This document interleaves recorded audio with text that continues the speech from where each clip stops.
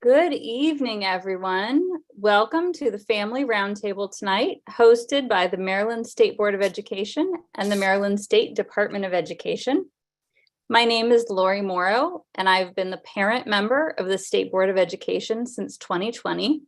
I've been a public school parent in Prince George's County since 2008, with my son graduating in 2021, and my youngest daughter is currently starting high school this year.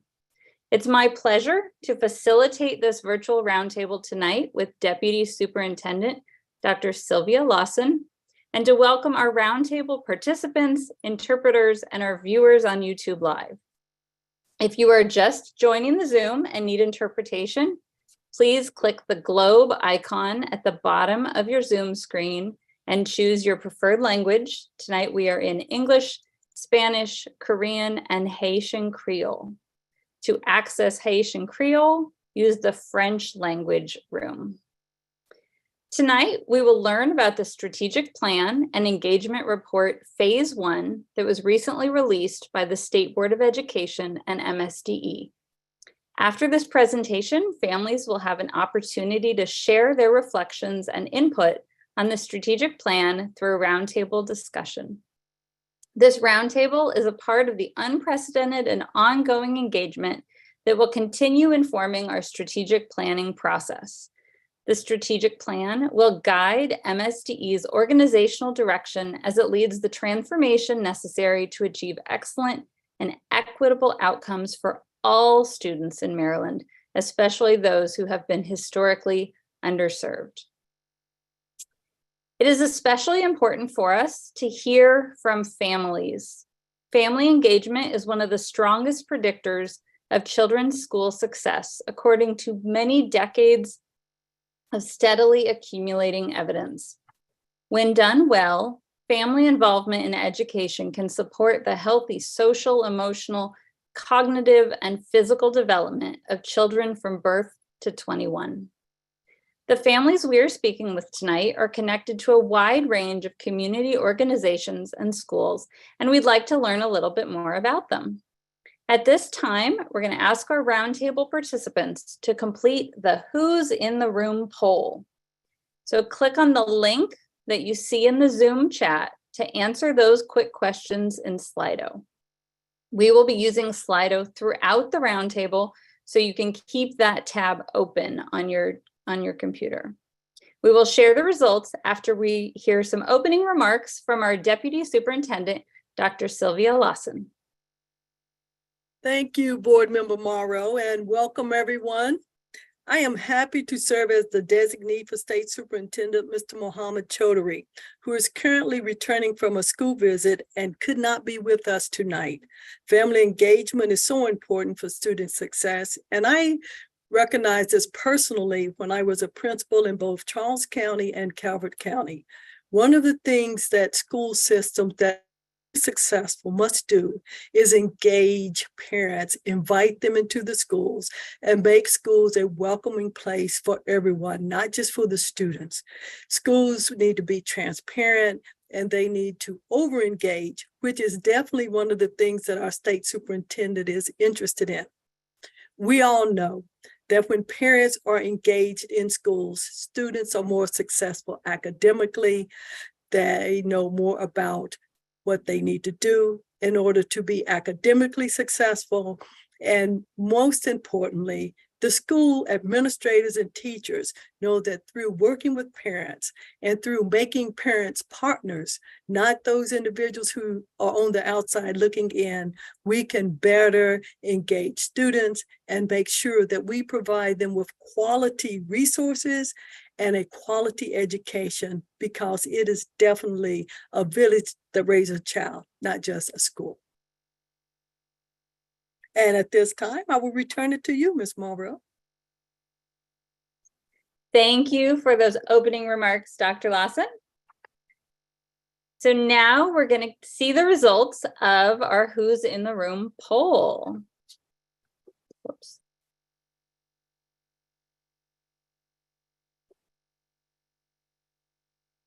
So here we can see we have representatives from across the state. We do have representation both from the central part, the Eastern Shore, and Western Maryland on here, as well as Southern Maryland. Let's go to the next slide and we can see our linguistic diversity. Here you can see we do have some representation of our Haitian Creole, French, and Spanish speakers in the room tonight. Next, let's see the grade levels that we have represented. So it looks like we have mostly elementary school, but a good mix of middle and high school tonight as well. And then finally, let's see which community organizations we have with us tonight. Obviously, you can see we have a diverse representation. It's great to hear so many voices from communities across the state to know who's here representing our students and our families. Okay, so now we're going to move on to our presentation. Deputy Superintendent Dr. Sylvia Lawson will walk us through an overview of our strategic plan and the engagement report phase 1. It is important to have a solid understanding of the strategic plan priorities and enablers for the discussion we'll be having after our presentation. We want you to ask any clarifying questions, and we ask that you save reflections or comments for the discussion portion of the roundtable. To ask questions, you'll be able to use the same link that you used for the Slido poll. You should see a Q&A tab up at the top of the screen on the blue section. Click on the Q&A tab and you'll be able to type your questions and hit submit. Once participant questions appear in Slido, keep that open and you can like the questions that you believe are most important for our discussion. We'll prioritize the questions that have multiple likes. Again, if you need interpretation, please click the globe icon at the bottom of your screen and choose your preferred language, English, Spanish, Korean, and Haitian Creole, which is going to be in the French language room. We will be sharing the English version of the presentation this evening, but we'll follow up with translated versions for our participants who requested it. Now we're ready to hear about our strategic plan, phase 1, from Dr. Lawson. Thank you, Ms. Morrow. I am going to do a short presentation to share information about the strategic plan. We have been engaging key stakeholders throughout the state, but we can always get better at extending the tent so that we can include the thoughts and opinions of a very diverse group of individuals from across the state. It is important that we engage our communities. It is also important to the superintendent that we over-engage, as I said before, rather than under-engage stakeholders and constituents. And next slide, please.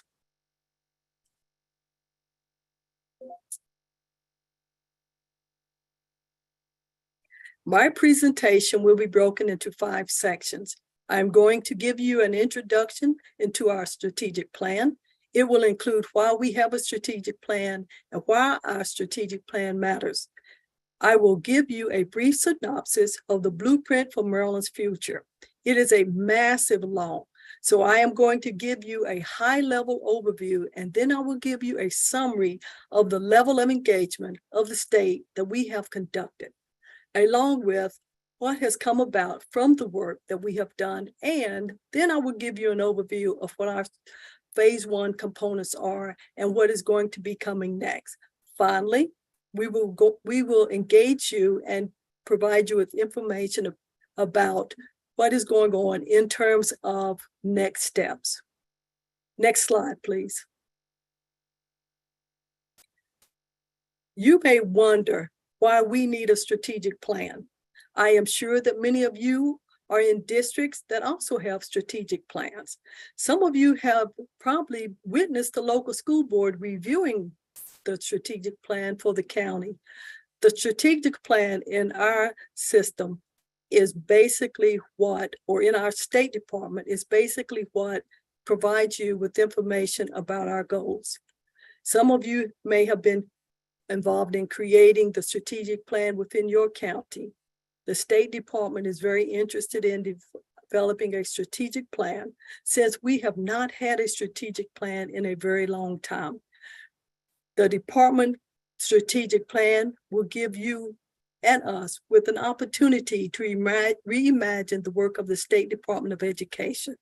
So the State Board of Education and the state superintendent decided that the development of a strategic plan is extremely important. The development of the plan will give all of us an opportunity to make sure that what we develop is anchored in wise decision-making. We know many things about education in Maryland.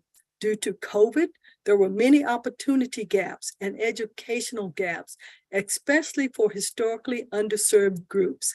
Therefore, the state superintendent recognized that a return to normal was not good enough because normal was not always an equitable opportunity. Challenges still persist. Therefore, we need to seize this moment to align the State Department with the needs of students from across the state. Ultimately, our goal is to achieve the blueprint. We are currently in the blueprint generation because this is the time when the blueprint has been created. So we must be able to implement this multi-billion-dollar initiative right. It is very unique in our country, and we have to make sure that we have something that anchors our work. Next slide, please.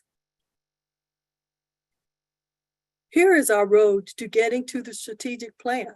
It is purposely winding because all roads are winding in various ways. We kicked this off in November, meaning we started talking about our strategic plan in November. We started with the survey, and ultimately last month, we began our data walks in different areas of the state. We are providing this information to different regions across the state. We began with a state board meeting in Washington County where we released phase 1. We plan to do other regional data walks as well. In phase 1, we wanted to revamp the mission as well as the vision, our values, our priorities, and our enablers. All of these are things we want to focus on based on the needs that we are seeing when we look at different regions across the state. We are now in phase 2. Our goal is that in phase 2, we will develop goals and metrics. Ultimately, in order to have things that we can depend on to develop strategies. You have to have the how, and then the how will make us better prepared to meet the needs of students. In the springtime, we will spend time committing to flagship programs, initiatives, and strategies. These programs and initiatives will help us to fulfill our goals. Next slide, please. Here are some of the elements of our strategic plan. Phase 1, again, has our mission, vision, values, and priorities and enablers. And these things will help us to make sure that we focus on ensuring that every child in Maryland from pre-K to 12 have a high quality education. But what we especially want to pay attention to from the state level are our enablers, which are structured conditions related to resources and making sure that we do not have teacher shortages, that we have systems to develop our teachers, that we make sure that we have nuanced data on how students are doing. These are different from priorities. They make sure that our priorities are supported and help our decisions in order to make sure that we achieve what it is that we set out to do. The goals and metrics track progress and measure success in connection to each priority.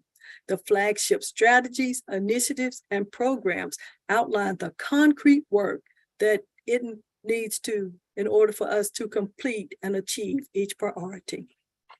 Next slide, please. Now let's talk about the blueprint. Next slide. The blueprint was passed by the General Assembly in 2021. There were earlier versions of it that passed some elements of the blueprint that we now have, but the full version was not passed until 2021. It will be billions of dollars over the next 10 years to our school system.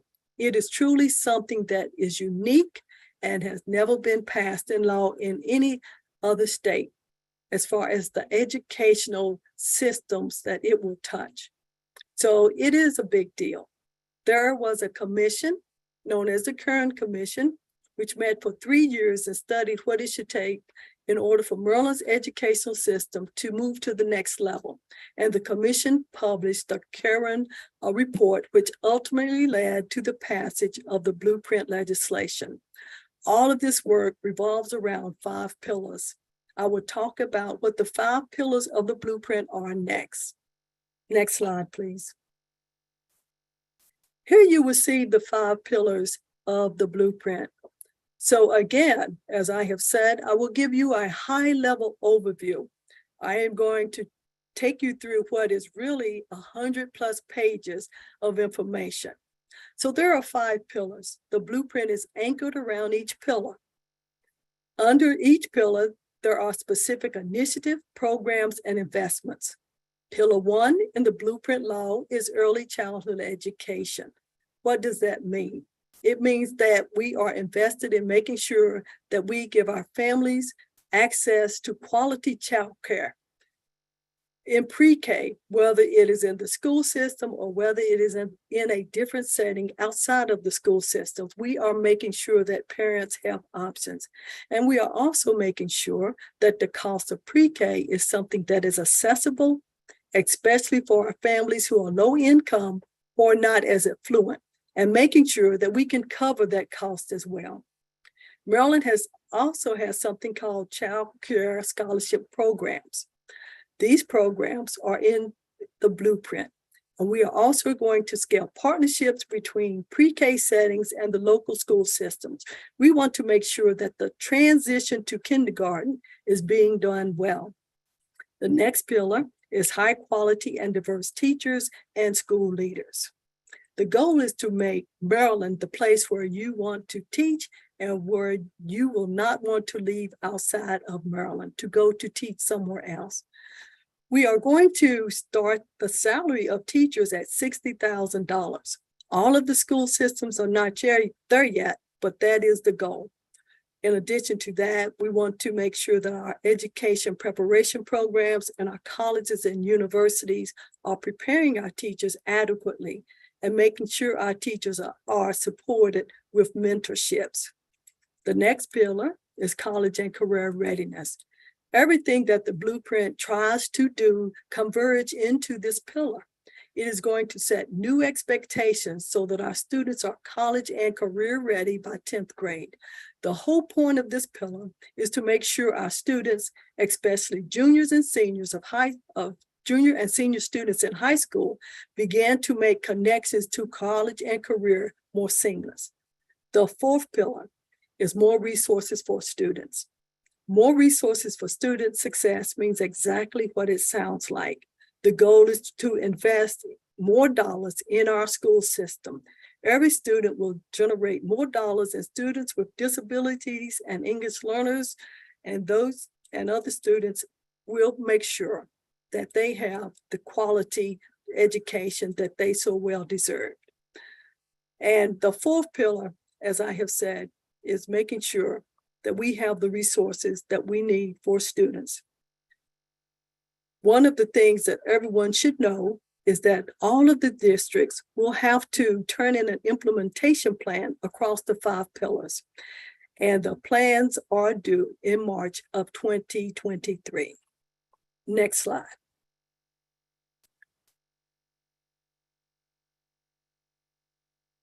Let's talk more about the engagement that the State Board and the State Department has been doing around the state to find out what is important to our stakeholders. And now we will talk about those methods of engagement.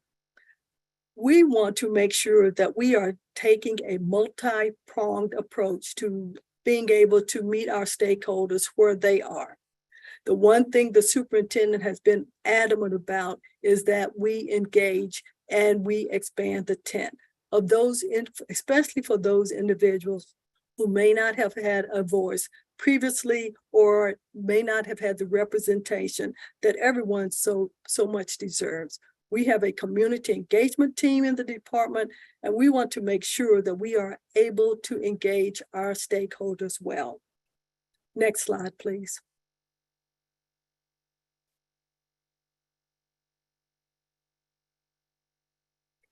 We also want to make sure that we engage a wide variety of other individuals.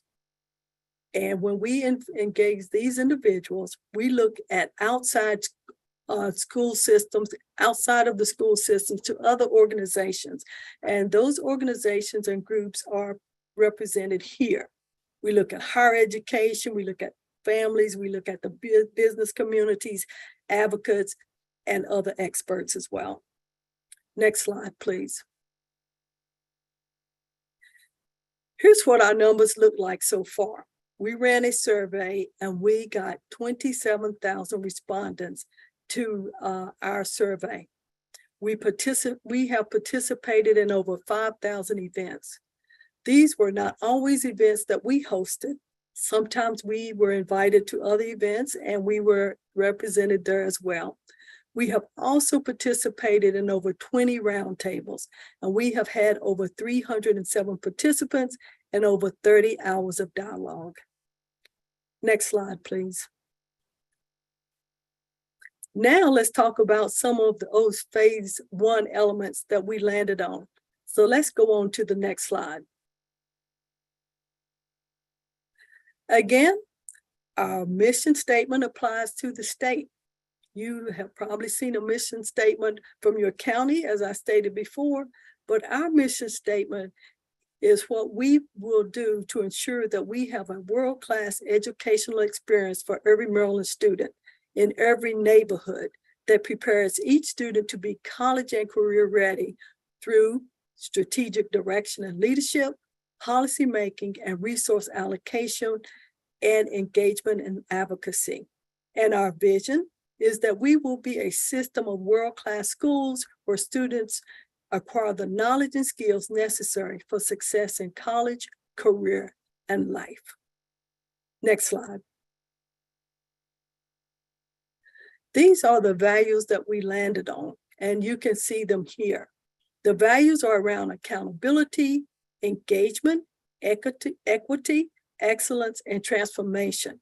I will not read all of them to you, but you can look at accountability. It states, we will take responsibility for our commitments and maintain open, transparent, and responsive communication on academic, operational, and financial policies and outcomes. Next slide, please. Let's talk about some of these priorities. The priorities are essentially encapsulated in the things that we want to see happen as major milestones for our students as they advance from pre-K through 12th grade. There are a lot of things that was considered, but ultimately we decided on what should be the focus items over the next 3 to 5 years and beyond while we implement the blueprint. The priorities capture stakeholder feedback that we have received through multiple methods. Next slide. So here you see the enablers. And let's talk about the enablers. The enablers are those structural things that support the priorities. You can see that we have 4 enablers, and I'll give you a moment to look at those.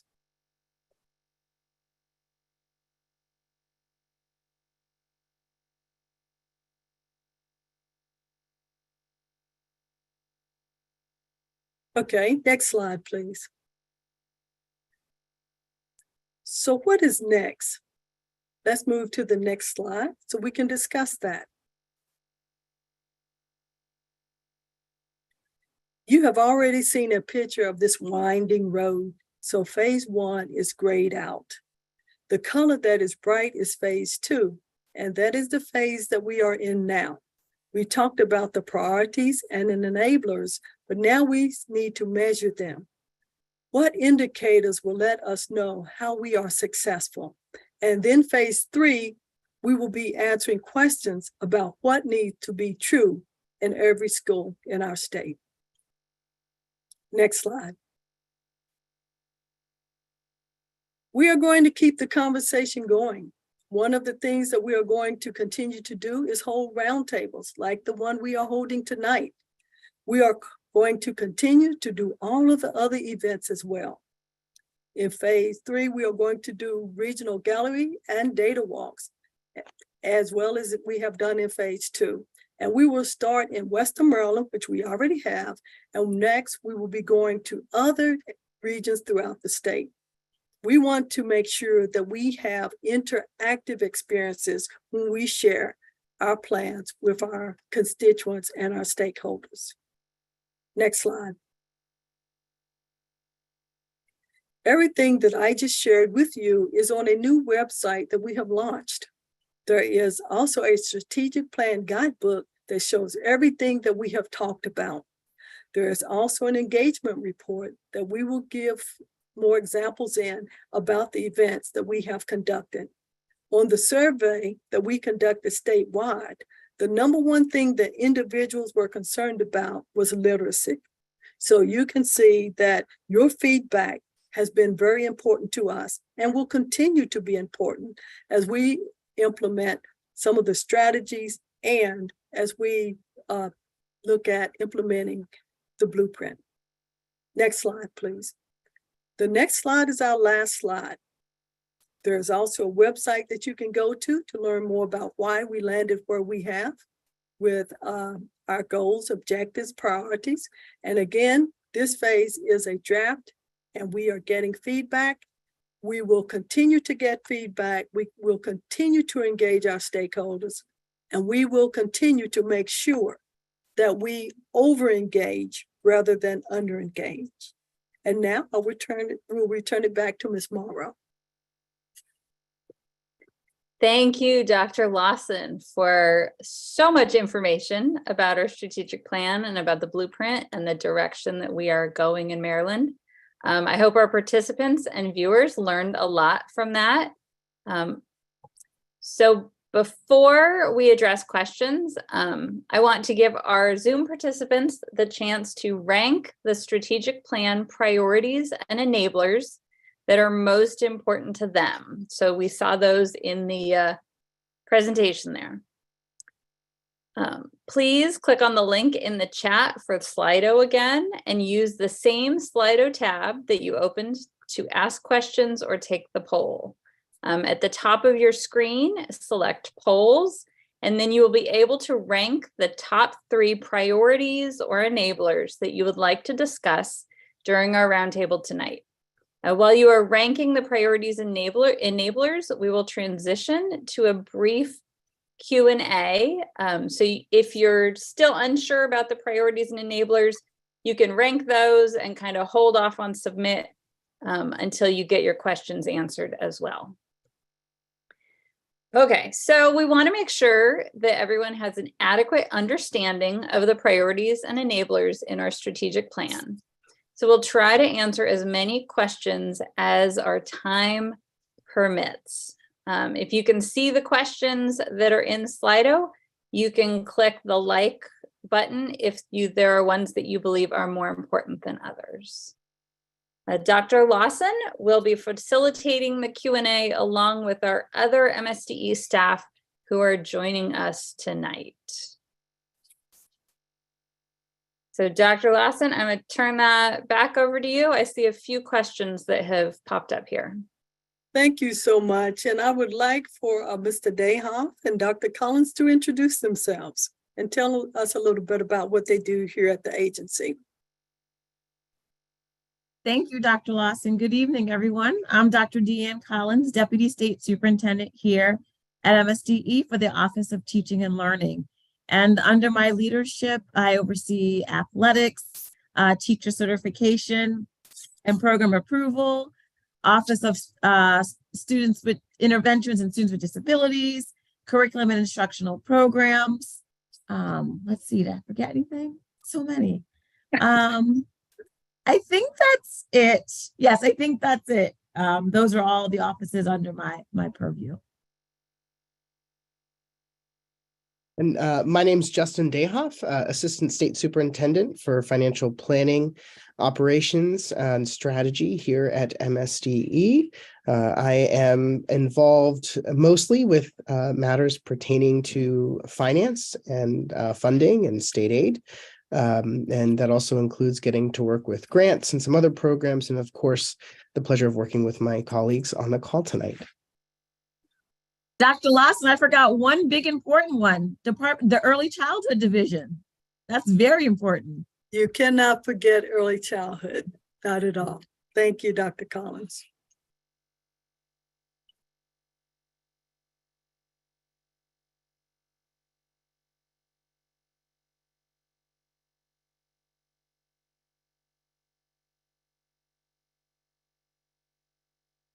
Okay, I see some questions here.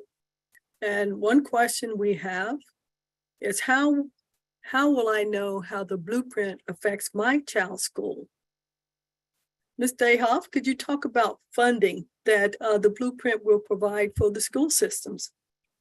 Absolutely. So one of the things that's actually really neat and innovative, there are many things that are neat and innovative, but one of them that's neat and innovative about the blueprint is not just the way that it has changed how much funding we provide our schools and what sort of reasons, right, the funding is generated, like the enrollment of English learners, enrollment of students with special education, right? There are all these different categories that generate funding for school systems. And there are more of those now with the blueprint.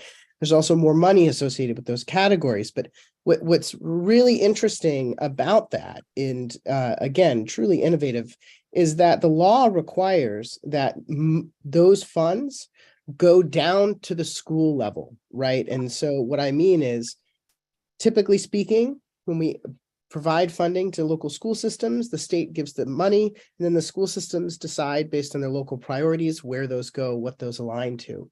But with the law now, the school systems have to show us, and they have to prove that they are giving at least a minimum, in most cases, of 75% of those funds at the schools for the students who generated that funding in the first place. So one way you're going to know is you'll start to see both that information and the new programs and services that come with those types of funding, but you'll also see from our end, transparency and communication around what that funding looks like and where it's going so that you can also track what that looks like.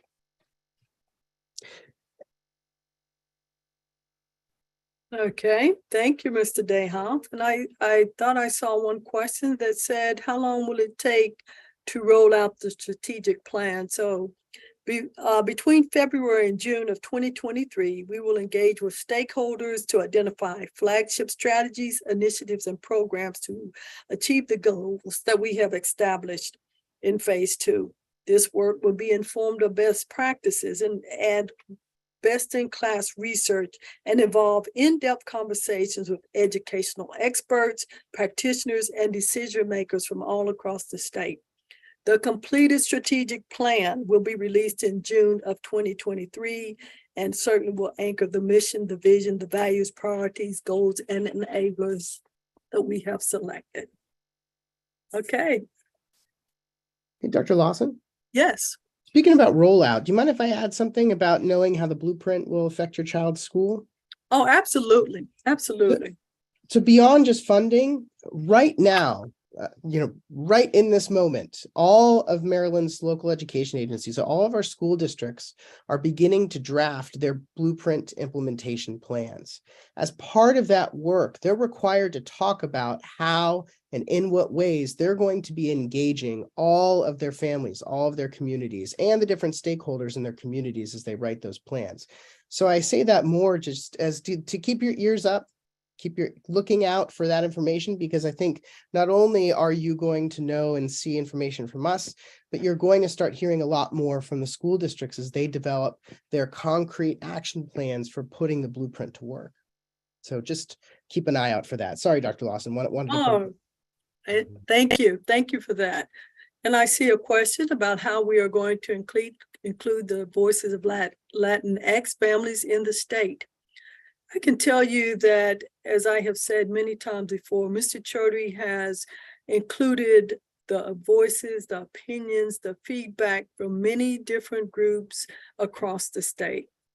He has engaged with countless organizations, and certainly he understands the value of including everyone in having a voice in how we determine the strategic plan and what is included in the strategic plan.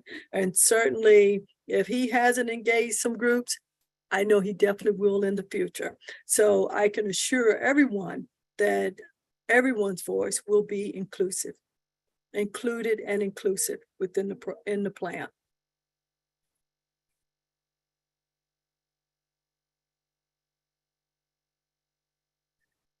I see another one that said the small districts struggle with local support.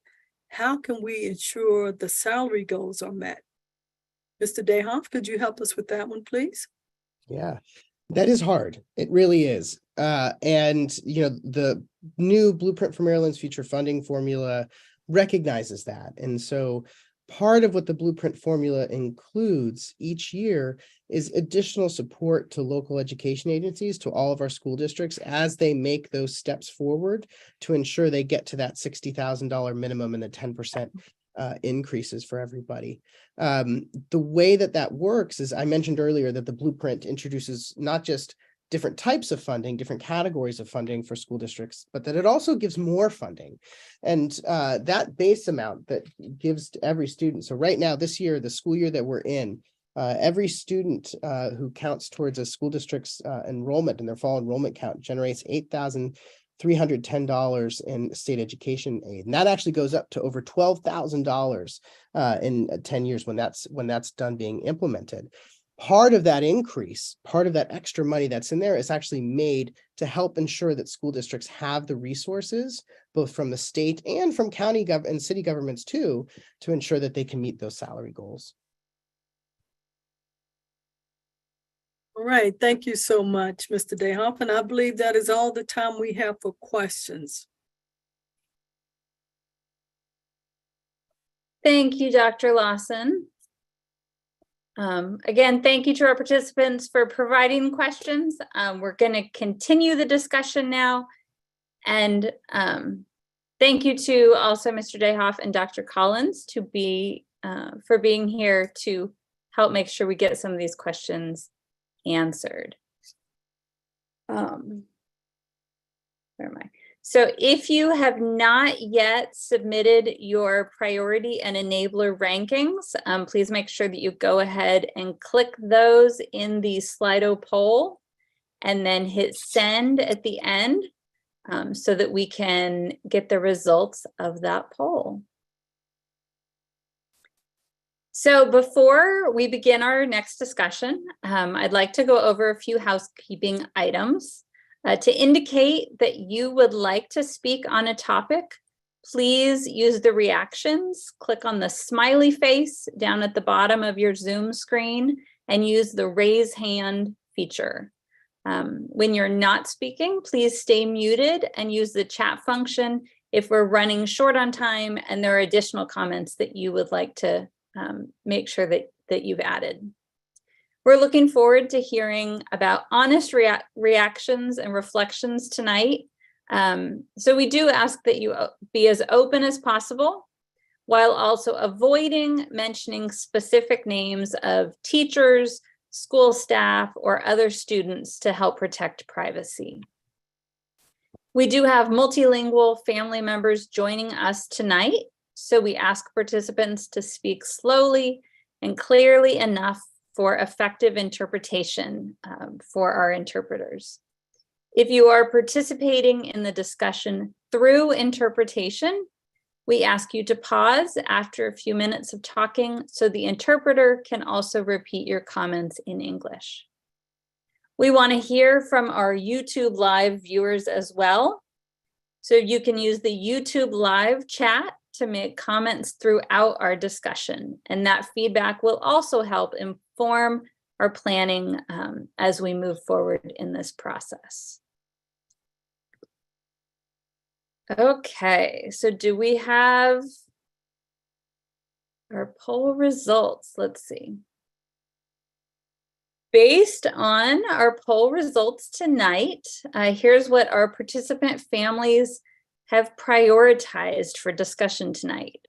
We have enabler 3, which is educator preparation, diversity, and quality. Enabler 4, social emotional learning, health and wellness, and safety. And priority 2, ready to read. So we have questions tonight to guide our discussion on each priority and enabler, and would like you to answer based on your role as a family member in your system and in the state. We will do our best to provide about 15 minutes for discussion on each of these top 3 priorities and enablers tonight. And our goal is for everyone to share at least once. So we're going to start with our highest ranked enabler, which is educator preparation, diversity, and quality. From the presentation, a reminder, we learned this priority refers to elevating the stature of the teaching profession by intentionally working to attract, recruit, and retain a highly qualified and diverse workforce, by setting rigorous standards for educator preparation programs and induction, and implementing a career ladder system focused on development, growth opportunities for all educators. So we have a couple questions to help guide our discussion. First of all, what challenges do you think may come up with this enabler? What supports or strategies will be needed? What does success for this priority look like when we talk about educator preparation, diversity, and quality? So we're also going to put those for our Zoom participants. We'll also put those in the chat so that you can see and refer back to those questions. So before you answer, I'm going to ask you to share your name, your county, and which guiding question you're looking to address, if you want to rephrase that. So let's see. The first hand I see up is Dondra Davenport. So would you like to kick off our conversation about educator preparation? Yes. Hello, everyone. My name is Dondra Davenport. I actually work in I live in Howard County, but I am a teacher in Baltimore City. I just started in Baltimore City this year, but I was a career changer in 2004 in Prince George's County. One of the things my top priority, honestly, was about the enabler education, preparation, diversity, and quality. Like I said, I was a career changer, and when I started my career in family consumer science. Right now, I'm teaching ELA in Baltimore City. One of the things for me is that I commend Maryland on having a tight rein on hiring highly qualified educators. Honestly, attracting and recruiting teachers is not, I don't think is the concern, but retaining highly qualified teachers, to my opinion, is. Setting rigorous standards for educator preparation programs and induction would work in the orientation and induction period, meaning that when they're doing during the orientation period, instead of it being just maybe 2 to 3 days long, it could be a week to maybe 10 days long. And the only reason why I'm saying that is because I know as a new teacher, you understand, you don't understand like lesson plans. New teachers coming in, I mean, I do, but new teachers coming in, they have to get lesson plans, they have to get the emergency plans, they have to get all of those things done. And then when you go to the school to visit, the school you're going to be working at, you only have 1 day to do that. The other thing that I would say that would help is that you get a mentor not only for maybe 6 times out of the year, a mentor for all year. I think that would help the situation, especially with new teachers coming into Maryland, because as a new teacher for myself, I can speak.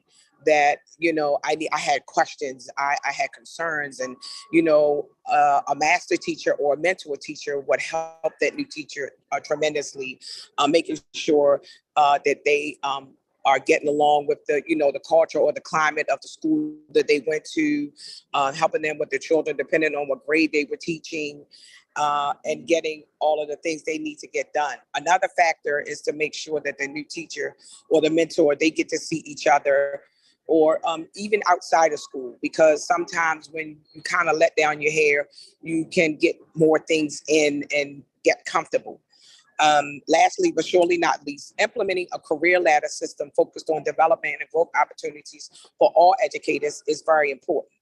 Teachers become experienced in their craft, and their talent, they can share their talent. And what I mean by that is the mentor or the master teacher program will give experienced teachers an opportunity to help the new teachers coming into their school systems in Maryland. And these teachers can be used in the orientation and the induction phase at the beginning. They can also use their talent by becoming the mentor for 3 to 5 educators every year. I mean, I know that's a lot. It sounds like a lot, but at the same time, I believe that is really what's needed, because that would help retain highly qualified or good teachers in Maryland. Thank you so much for sharing all of those comments with your background across multiple counties. So that's very valuable. I'm going to move. Okay, so I'm going to apologize in advance if I mess up the name. The next hand I see is Wylia Chase. Did I get close to that? It's Wylia Chase. Thank you, Lori. Thank you. So this is a priority that we talk about and are advocating for all the time at the Montgomery County Black and Brown Coalition for Educational Equity and Excellence. And so I think that the challenges, well, first of all, we think it really important to have diverse and highly qualified leaders, principals, and teachers in schools. So not only recruiting them, but retaining them. Retention is key, right? Because if we get these diverse teachers, my younger two didn't have teachers that looked like them until they got to middle school, right? And so, but they need to be highly effective. We also would like to have these teachers in the high impact schools with the most need, right? And so, so retention is important. So not only recruiting them, but retention, and that they are in high impact schools. So I think, and we think that it'd be really great to have incentives, right, to keep them in the schools. What's the timeline? It seems that a lot of time in Montgomery County, at least, that there is a sort of wanting to go to central office. Like that's the thing to want to do. Right. And so everybody should have, upward mobility. That's awesome. When you have a really great educator, especially at a high impact school, what's the incentive to stay there? Right. Especially if there's no supports and leadership and all the different things. So the things that I just talked about are the challenges: support, retention, and then having those diverse and effective, highly effective leaders at high impact schools. Thanks. Thank you so much. So I'm also being reminded that we do have interpreters that are trying to keep up with everybody tonight. So as you are making your comments, try to speak slowly and clearly. And also we're going to try to keep the comments brief so that we can hear from as many participants as possible. And I also see some folks are sharing things in the chat, which is also a great way if you have additional comments. So on educator preparation, I'm going to go to Kevin Beverly next. Thank you. I think Wylia asked a few questions that I think were on my list. The two that she didn't address that I'd like to is trying to create career paths that respect the teaching skills. And her point around teachers, in order to make more money, end up in central offices versus staying in the classroom where their talents are really needed, and making sure, again, as she said, that there is a method to putting your best teachers in your highest risk environments. I would also like to see that enabler have added to it educator preparation, diversity, and quality, but we don't talk about evaluation. At some level, I think in order to make sure your teachers really are what they say they are, there's got to be some way to evaluate this. Thank you for sharing those comments. I'm going to move on next to Carrie Ann Heinerman. Hi, everyone. I work for Moving Dorchester Forward, Dorchester County here. Very rural county. I don't know if anyone's from Western Maryland, but it's like that.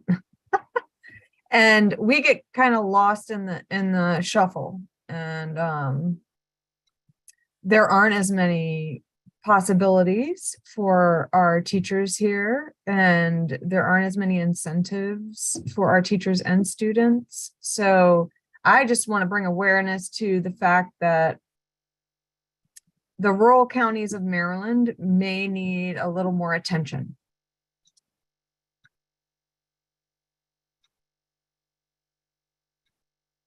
Okay. I thank you for your participation tonight. I think it's great that we do have voices from across the state so that we can certainly highlight what's going on in the different regions. So thank you again for participating tonight. So I see two more hands. I'm going to go to Jeannie Massey. And again, if you are answering one of the three specific questions, please be sure to reference which question you are answering. Hi, I'm Jeannie. I have 3 kids in Washington County Public Schools, and I'm a former social studies teacher working with Maryland Civic Education Coalition, and I serve with the League of Women Voters of Maryland. I agree that we need increased diversity in social studies, and I would love to see the teaching programs in high schools expanded, especially in very rural and very urban areas, to help build pipelines to grow our own teachers. I think there's a lot of young people who, if they experienced a little bit more agency by participating in the teaching programs, in the CTE programs, that they would gravitate towards teaching. I have seen our own teaching program here in Washington County focusing mostly on elementary ed. I wish that there were specialty programs that focused on preparing students for middle and high school. And I know that social studies really did get left behind by No Child Left Behind. And I know that social studies and science are sort of elevated in the blueprint, but I don't trust that that will be followed through on, because it's down the pike, if that makes any sense. Social studies education is one of the few things that we know through studies of longitudinal data make a big difference in reading skills and comprehension for elementary school kids. And yet I know that my own kids have very little social studies in their elementary school classes, even though they have really great teachers. It just isn't prioritized.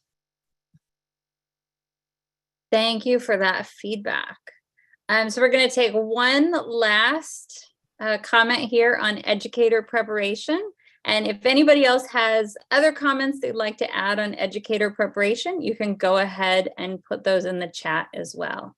So we're going to finish up this priority with Sarah.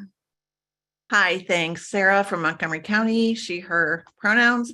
And just for Jeannie as a segue, I have this book, Queer History, and getting to diversity. That was a good thing. My kids, I have twins, 11th grade. They have had 2 teachers out as queer in 12 years in the system. They don't have windows or mirrors at all in their teachers and who's talking to them and what they're talking about. They don't see themselves at all in their teachers.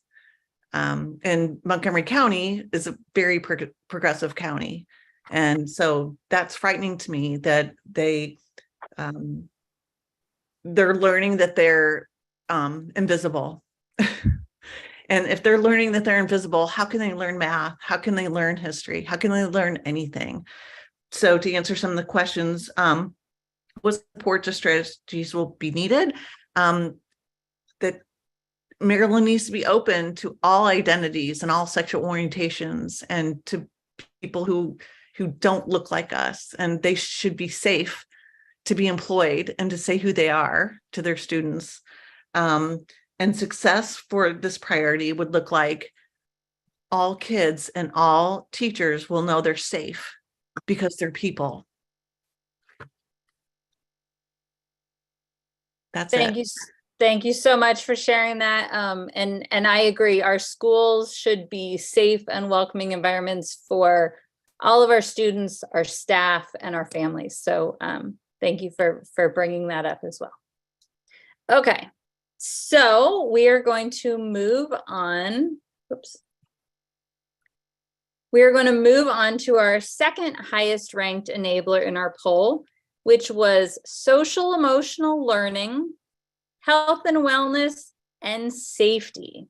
So as a reminder, this enabler refers to ensuring student success by supporting our students' social emotional learning, health and wellness, and safety, enhancing school culture and climate, scaling our high quality wraparound supports and partnerships, and strengthening our family and community engagement. So again, we have 3 guiding questions that we're looking at. What challenges do you think may come up related to social emotional learning, health and wellness, and safety? What supports and strategies will be needed? And what does success look like for this priority? Again, please share your name, your county, and which question of those you're looking at answering. Okay, I see some hands popping up already. So we're going to start with Sherry Lewis. Why don't you kick us off talking about social emotional learning, health and wellness, and safety.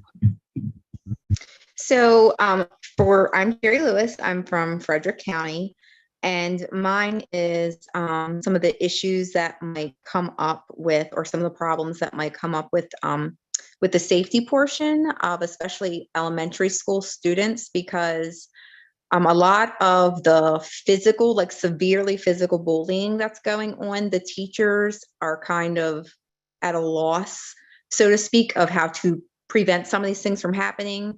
And some of these children, for example, a child who gets their skull fractured while at school by a bully, if the other child who does it is under 10, you can't even press charges. So that kid then still has to go to school with this other child because they haven't been expelled if they haven't done things a certain number of times, like a lot. So I feel like there really needs to be some kind of support system for not just the students in elementary school ages, but they really need to have some kind of system in place to help these teachers to be able to do something more than the current 3 strikes or whatever the systems are, because for a parent, they can't tell you what they're doing, but the child can say, no, that kid who fractured my skull still in my class, so there's just, we don't really know parent-wise, teacher-wise, school-wise, like in an elementary school setting, like how many times does a child have to be physically severely harmed before something is done? I understand these are children who are young and learning, but when it's serious attacks, that would be considered assault at a higher age level. How do we progress to where there's a system in place to help not just the students who are being bullied, but to help the children who are doing the bullying, because clearly they need some assistance as well. Thank you for sharing those concerns. So next, I'm going to move to Rosie. Hi, good evening, everybody. My name is Rosie Rivera Lilly. I am in Baltimore City. I have a child with special needs in the Baltimore City elementary system. As a mother of a biracial child, a Latin mother of a biracial child, I'd like to understand a little bit more of some of the problems that we're having just engaging in that community. So the language access barrier seems to be an issue. Getting quality interpretation, making sure that, our parents are engaged. So there is major issues, at least in my district, around language access. And success for me as a parent would be more inclusiveness when it comes to our families that English isn't their first language, as well as our children with disabilities. Thank you for that. We're going to move to Asadi Ahmad next. Hello, good evening. Thank you so much. And let me see if I can get my camera on here. Okay, thank you. So my name is Asati Ahmed. I represent the Nadi Wellness Center located out here in Montgomery County, as well as the NAACP Montgomery County chapter for the Parents Council. I'd like to just ask a clarifying question similar to what a young lady before me just asked regarding the supports for the educators. I noticed, one thing I would like to ask is, what type of social emotional supports and conflict resolution supports are there for the educators? What training do they have, especially trying to resolve conflict with children who may have other things going on, ADHD or maybe CPTSD, another kind of communicative disability, like maybe they have a verbal communication disability or something like that, an emotional regulation disability. So when we're looking at making sure that they're able to be trained and educated appropriately within the Maryland school system, my thoughts go to what type of education are they given prior to even showing up on the job about how to manage these situations, but also once they're on the job, the continuing education courses that are required for educators, are those amongst them? I know we have restorative justice programs that the schools were implementing. I can speak of a case that was in a middle school here in Montgomery County where there was an educator who essentially just lost their lid on a student. And from a child's perspective, a child really oftentimes is not going to be interested in even talking to that adult again. They often feel intimidated, fearful, or even just the trust is broken, right? And we know with children, you don't get that many chances to maintain that trust. So what type of educating or training is there for educators to also do self-assessments, right? They have burnout. It's real. It's not just COVID. I believe it was there prior to COVID, and COVID just highlighted the things that we needed to pay attention to. And thank you to the state for raising the minimum salaries for the educators, because I'm a parent of 2 Montgomery County Public School students, and I wouldn't be able to do it on my own without them. And so they deserve at least the $60,000. We know what the living wage here is in Montgomery County. So I think that will help because they're dealing with stress. Educators need help with managing stress, managing their burnout, and also learning some more broader conflict resolution skills and emotional regulation skills. Those are some great points. And does Dr. Lawson or Dr. Collins, do you want to try to answer that question really quick? Or if we have an answer to that, to put in chat? I don't want to miss. There was a lot of things involved in those questions. So what I would like to do is provide my work phone number so that I can make sure that I capture everything that Ms. Haman would like to discuss. And really, I would like to have a personal conversation with her, with some other individuals here who works in the Office of Student Support. So that would be a great opportunity for us to open up a dialogue and to make sure that you get everything that you need answered. Very good. So if you can put your information in chat or direct to Dr. Lawson there, and we'll help follow up on those as well. Okay, so I see a lot of hands. We've got 5 more minutes on this topic. So I'm going to prioritize the people who haven't spoken yet. I think I saw Perla, I see Cherie in the chat, and I thought I saw Justin, but Justin disappeared. So I'm going to go first to Perla, and then get to Cherie and Justin, and we'll see how we're doing on time. If anybody has other comments that they would like to share, please include those in the chat so that we can make sure that we are capturing feedback from everybody tonight. Okay, so Perla, you are up.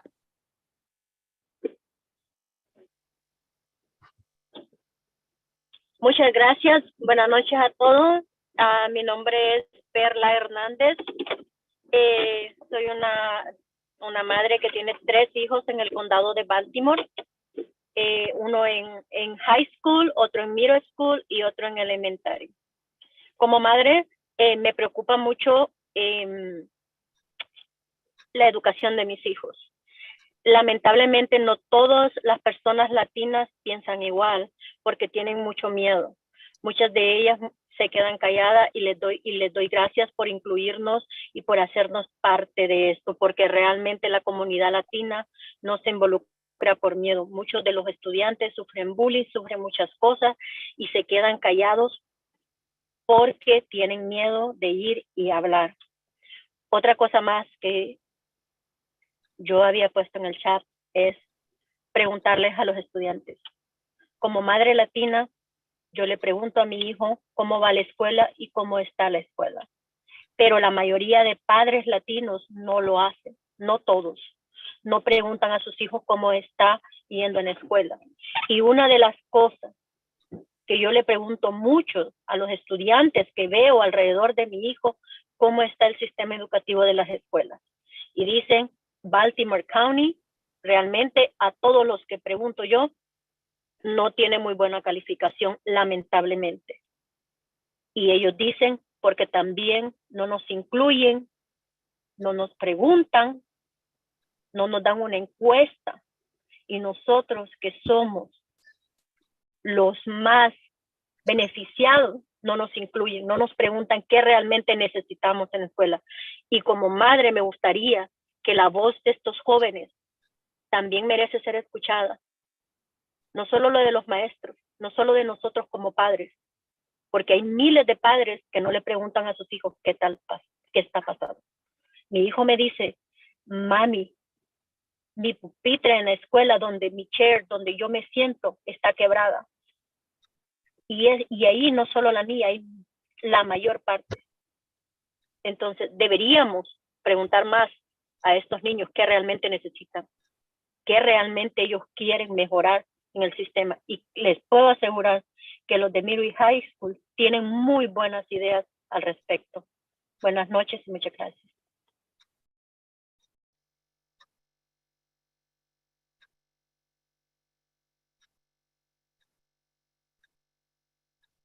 Thank you. Gracias for sharing. Do we have, is the interpreter? Do we have an interpreter that's gonna share in English as well? We do. Can the Spanish language interpreter please interpret what was just said? Okay, we see the consecutive interpreters having issues with the mic. I can jump in and do a summary translation. That would be great. Thank you. Yeah. So pretty much what Perla is saying, that it's really important to make sure that the children's voices are heard. She's saying that as a Latino parent, it's really important for her to ask her children what is going on in the school system and what do they think that it's not working, but that's not the case across the board. Not all parents ask their children, and a lot of them actually do ask, but they're terrified to bring it up at the schools, like what's going on. A lot of Latino parents are just scared to have those conversations, and they're usually not part of events like this where they are able to share their opinions. She's saying that it's really important for us to really focus on talking to the kids, figuring out directly from them what's going wrong. Usually when she asks her kids, they have really good idea and very honest answers, and they are the best source of information that you can get when it comes to issues. When it comes to issues that are affecting them directly. So pretty much, again, in a summary, making sure that the kids' voices are heard, and making sure that we are not ignoring what they think that the problematic is. Thank you. So next I'm going to go to Cherie Kastner. I'm Sherry Kastner. I'm from Frederick County, and I like to think about social emotional health with students as them coming to school with their backpack.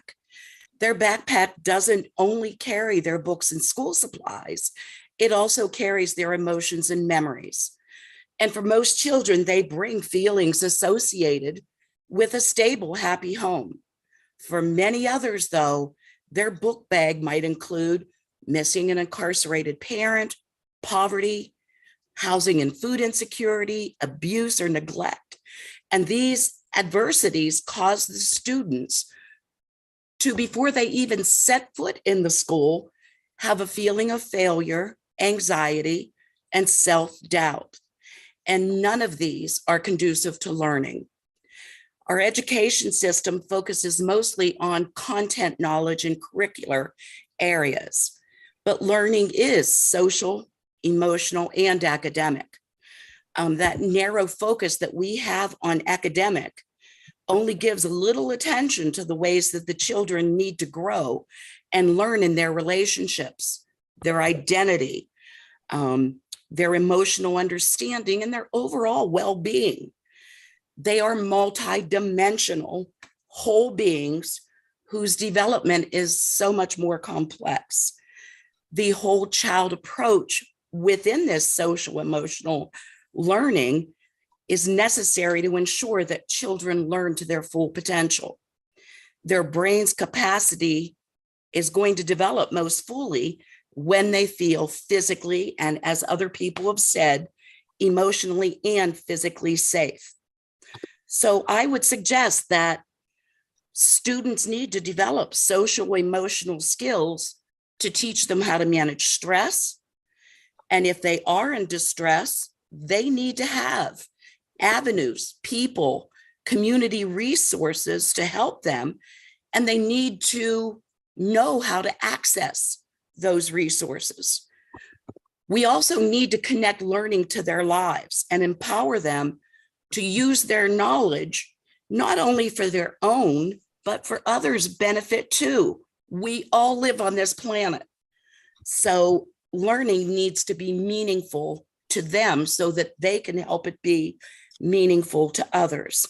Students need to feel a sense of safety and belonging in order to thrive in school and be ready to learn.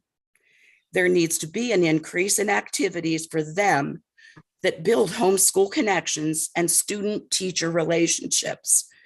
The backpack of every student that walks into any school in any county in Maryland needs to be filled with those things to assist them in their education and not hinder them. That's it. Thank you so much for bringing up all of those points. So I'm going to go to Justin for our last person on this second enabler, and then we're going to move really quick to our third ready to read. And I want to make sure that everybody else who hasn't gotten a chance to speak yet can speak on that or share whatever comments you would like to wrap up. So Justin, if you can finish us up on this topic. Sure, I'll try to be brief. Justin Brown, Charles County. I want to kind of touch on something that I haven't heard yet. That'll be number 3 under enabler number 4. What does success look like for this priority? I think what we've established at Charles County, something called the Dad Advisory Council, that is successful. has been successful so much that that program has been modeled nationwide. So that is one of the things that you guys could model your program and your mission, community and parent involvement. That has already been a proven track record to be successful is getting parents and dads involved in schools. Number two, what supports or strategies will be needed? Someone touched on it earlier, mentors in the schools. That is one of the things that can help mitigate some of the social emotional learning. You need mentorship. That could be a good strategy. Also the reporting system. So when kids find themselves in a situation such as bullying, something of that nature, how's the reporting system look? Who can that child go to? Who can they trust? Those things, those are some strategies that need to be implemented. As far as challenges that may come up, we see them every day in the news. There's been a lot of violence in the schools. Those are some of the challenges that have come up when we don't have these things that can help mitigate some of those challenges.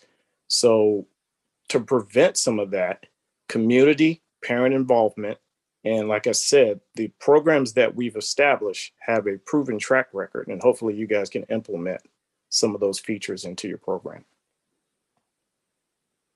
Thank you. I'm going to have to look up your dad advisory council, learn more about that. Maybe you can share some more in the chat about that, because I think we can all learn from that. Okay, so our third priority that we ranked tonight is ready to read, making sure that all of our Maryland children are ready to read or are proficient in reading by the end of third grade. So again, we have our 3 guiding questions. But since I know there has been so much to share tonight, I want to make sure people get a chance to share. So I'm going to go to Denora first. I saw Denora's hand was up before, and BJ as well. So if you'd like to talk about ready to read, or if you have a brief comments on the other ones, we want to hear as much feedback as we can. Well, hi, thank you so much for allowing me to speak. I am not providing feedback on ready to read because I was hoping for the previous one. And I just wanted to say that Mrs. Perez, who spoke in Spanish, pretty much summarized many things that are happening, especially with Latino communities in Maryland. My concern is that what she said in regards of Latino parents not asking the students, and many of them not asking the students, I will say that it's not that they don't ask, it's that they don't know what to ask. And that is very important. And very sad, I see that we, tax money, government money, we spend so much money in extracurricular activities and other funding for education to students, etc., which is great, don't take me wrong. But my question is specifically regarding minority groups. How do we think that we are going to close the gap with the students academically if we do not have attempted to inform the parents? So in this case, we're talking about Latino community, Spanish-speaking parents that need to learn how the educational system works in the United States. So how are we asking Latino parents to get engaged? They don't understand what does that mean in our United States culture, educational culture. That doesn't mean anything to them. We need to teach them what does that mean. But we don't have programs for parents. We don't have programs for the entire family. We continue providing programs for students, but we completely forget that most important, education starts at home. We are missing the boat there, especially again, I'm talking about Latino families, Latino communities, where everything functions as a family.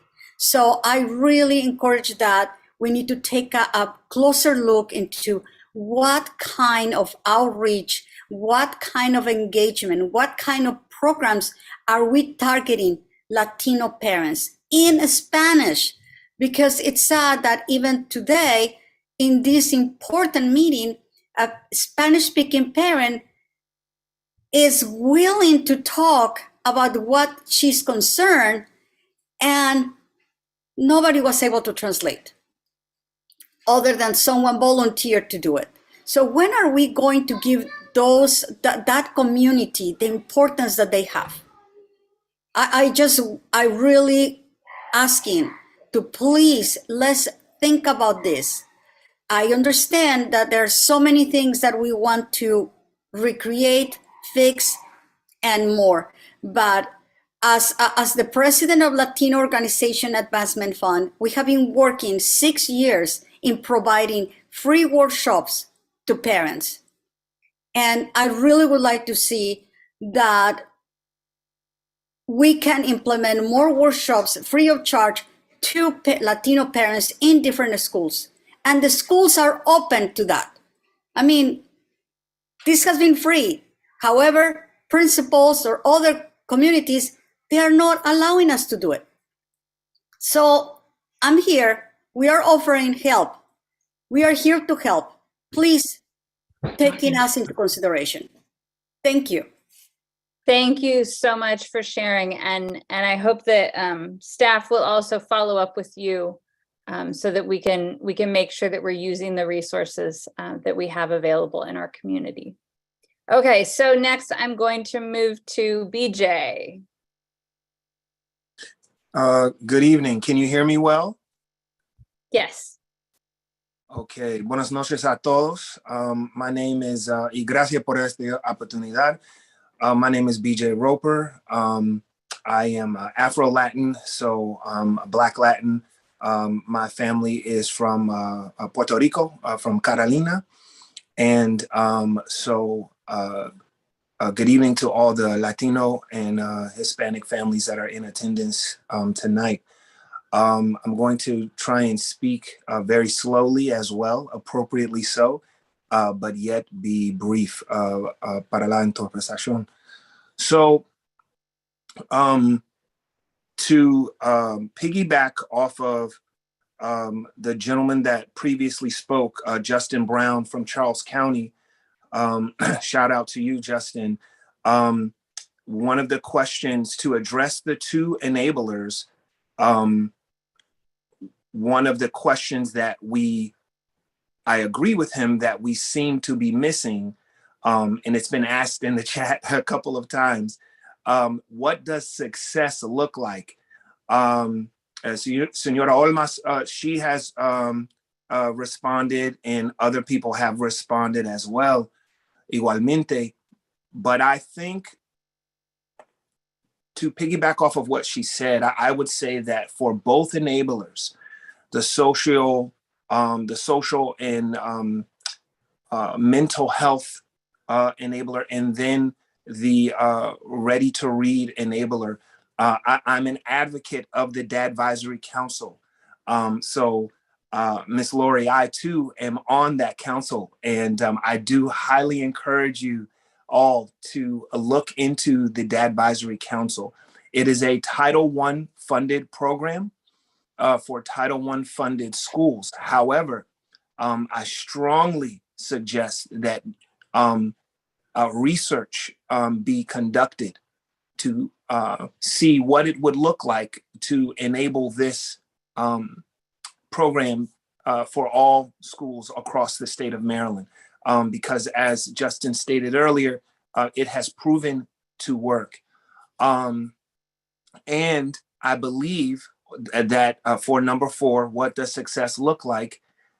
If, piggybacking off of Senora Olmas, if we utilize stakeholders like the Dad Advisory Council, reaching out to our Latino parents. Also, let me just say this. You do not have to be a father to be a part of the Dad Advisory Council. It is for father figures, for grandparents, older brothers, mentors. With the purpose of the DAD Advisory Council, it promotes diversity, inclusiveness, equity, and accessibility by reaching out to positive male role models. So you kill two birds with one stone, because when you reach out to the student for a positive male role model to be with them, then you have addressed representation. Okay, because they're going to reflect what your students are, a reflection of your community, right? And so will these dads be as well. So I highly recommend that once you, I'm a firm believer that if you reach positive male role models, you reach the family, you reach your community in schools, you reach the community in school, you reach your city, you reach your city, you reach your state, you reach your state, you reach your country. Okay, so for number 4, what does success look like? I just want to champion Mr. Brown in stating that utilizing the DAD advisory councils and utilizing other programs like the DAD advisory council, we would be a huge benefit for our Latino communities and for our students, and it would address issues with our reading issues within our schools, because once you have adult involvement or mentor involvement, whatever the mentorship looks like, no importa, whatever the mentorship looks like outside of the school, you're now doubling down on the social mental wellness of the student and their ability to read. If you have a reading night or whatever you do, maybe you and your mentee go and you read together and you discuss a book or something like that. So I just wanted to say that success looks like looking into programs that we already have available, especially for our Title I funded schools, but also seeing how other schools can tap into those programs without pulling money away from the schools that need it the most. What can be done to get these type of programs into all of our schools for all of our students? Gracias por esta oportunidad. Thank you so much for this opportunity, and have a great night. Thank you so much. So I know we are getting short on time. We're going to take our 2 more hands up that I see, Erlen and Marlo, and then we're going to wrap it up for tonight. Please, if you have additional comments that you have not been able to share, do include those in the chat so that our staff can still see those as well. So Erlen, did I get that close? Galen. Is it Galen, right? Galen? Yes. Yes. Good evening. This is a loner, husband of Galen. We got like 2 daughters on Salisbury Middle School. We from Waikomiko County. I got 2 questions. The first question I have, I got one 6 years old on Pemberton Elementary, 1st grade. I would like to know if we don't offer any help for the reading. And then the second question, I see around here, most students, they don't really like to read, but I know read is very important. You learn by reading, and I don't know if the school don't, teach them how important reading is. This is the question I have. Thank you. Thank you so much for sharing those. And yes, reading is very important, which is why we have absolutely prioritized that, both in our strategic plan as well as through grants this year focusing on the science of reading. So that absolutely should be a focus in all of our schools. So, okay. And finally, Marlo, you get to finish us out tonight. And good evening, everyone. And I will not be before us long at all. I am looking at the time. My name is Marlo Lemon. I'm the proud mom of 3. I live in Baltimore County. As we are thinking about ready to read, a lot of times when we think about ready to read, we always think early childhood. I want to expand us and make sure that we are thinking about our students with special needs and students with learning disabilities and special healthcare needs. And the reason I want to keep that in mind is because I have a 17-year-old young man who is in the transitioning age. And that is a focus that we are working on. So when we think about being ready to read for all students, we need to make sure that we are including all students. We also need to make sure that our educators, our special educators, our general educators are receiving the professional development that they need and the education and training. So working with our higher education institutions so that we're preparing teachers to teach some of our young people. And it looks like all students will be leaving school ready to learn for that career and readiness piece. Thank you so much for bringing those to attention as well. I've got the teenager end. So yes, we are not going to forget our kids who are older as well. Everybody needs to be graduating college and career ready so that we can have a successful workforce here across the state too. So our time is at an end. Thank you for letting us go a few minutes over. And thank you to all of our participants, our interpreters, everyone who is viewing on YouTube Live. We want to thank you for joining us tonight for this roundtable discussion with families about our strategic plan.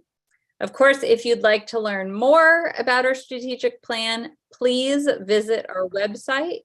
It is strategicplan.marylandpublicschools.org, and be assured your feedback will continue to guide the ongoing development of our strategic plan in that timeline that Dr. Lawson showed us at the beginning. So we still need as many Marylanders as possible to provide input, and you can still complete and share the strategic planning survey that you will find at marylandpublicsschools.org/survey, SURVEY. For our participants, we will be sure to post both of those links, both in our Zoom chat and in our YouTube chats. So Dr. Lawson, do you have any final remarks for us tonight? I have very brief final remarks, Board Member Morrow. First of all, I think you did a phenomenal job tonight, and thank you so much for your participation in this very worthwhile event. And I too would like to say on behalf of the State Board of Education and the State Superintendent that we certainly appreciate the participation of everyone tonight. We certainly learned a lot about the thoughts that individuals have and what our constituents are really concerned about. And we will definitely take all of those things in consideration as we move forward in the development of the strategic plan. So thank you all very much.